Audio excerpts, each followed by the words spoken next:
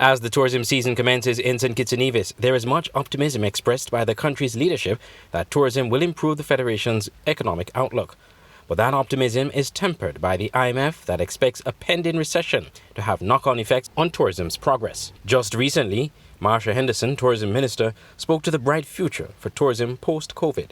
This past August, the Federation lifted its travel requirements and now welcomes all travelers regardless of vaccination status and will no longer require negative COVID-19 tests prior to arrival. All hotels on the islands are now open as well. Experiential tours and offerings are now operating at full capacity. Airlift from the US, Canada, and UK will resume from the 2022-2023 season.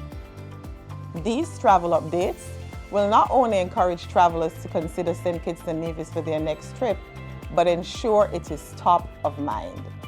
Those sentiments were echoed by Prime Minister Dr. Terence Drew during a recent interview on Freedom FM. Yes, but I want to thank the Honourable Marsha Henderson, who has been working tirelessly hard to get the cruise tourism back and to get the hotel tourism, the overstays and so forth, back to where it's supposed to be. And so we will see some improvement in that, especially the cruise. We'll see a lot of improvement in that. With the overstays we might have, it might be lower than we would have had we not kept the country locked down, even when the scientific evidence suggested that we could have opened up.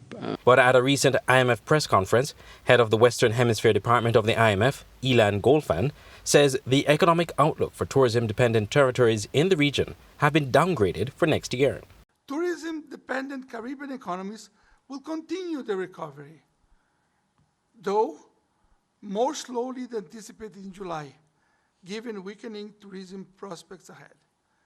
Despite slowing growth, Latin America will face high inflation for some time. International groups like the IMF and World Bank have been quite gloomy about the global economic prospects due to slowdown of growth in China, the Ukraine war, a record high inflation in the US and other developed economies. Andre Huey, SKN Newsline.